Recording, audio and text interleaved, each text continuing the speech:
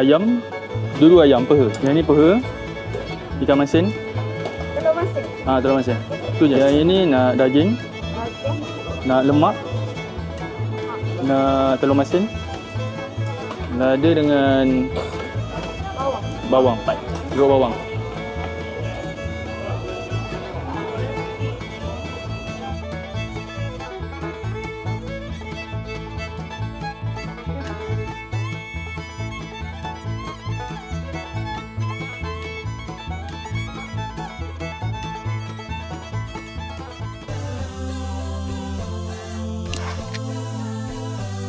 Hey guys, Assalamualaikum. Cira di sini kasih terima satu kali. Cira. Hari ini merupakan episod yang kedua kita terjah nasi kerabu di mana yang sedap sekitar Lembah Kelang. Hari ini ramai orang kata, "Dot, pergi stesen nasi kerabu." Wih, beratur dia, kita datang pukul 12, dalam 30 minit baru kita dapat membeli. Panjang pun kedai dia. Panjang dia beratur dia. Dalam pukul 2.40 macam tu kita dah habis. 2 kali ganda dia punya beratur panjang dia. Tapi apa yang aku nampak, dia punya daging dia macam, tunggu sekejap lagi, okey. A few inches later. Ya, sedapnya baunya. Tengoklah plate dia. Macam biasalah, kita ambil daging bakar, lemak, bawang jeruk, lada solok dan telur masin. Aku suka bau dia punya masin-masin tu. Bismillah.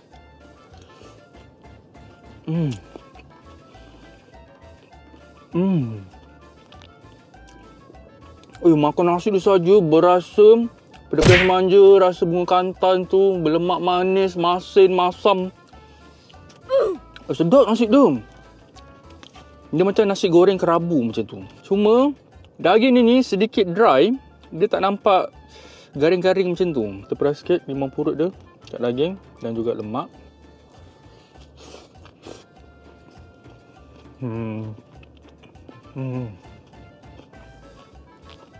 Peras limau.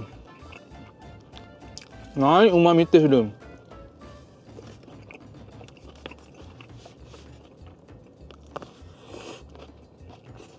Kalau kau makan saja dia punya lada solok, sedikit manis. Aku kan, korang kena minta kuah dia sikit kot. Aku tak tahu nama kuah dia apa. Sebab bila kau makan, kau akan rasa macam kering. Tapi dia sedap lah. Cuma kering. Daging dia liat sikit. Kita tercicir kerut kriuk kita.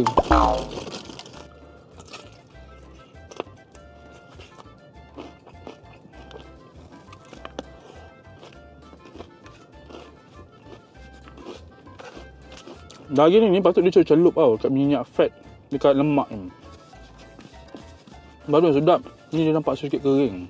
Kalau sedikit memang banyak. Dan dia tak ada hangus bakar tu. Tu yang kurang sikit lah.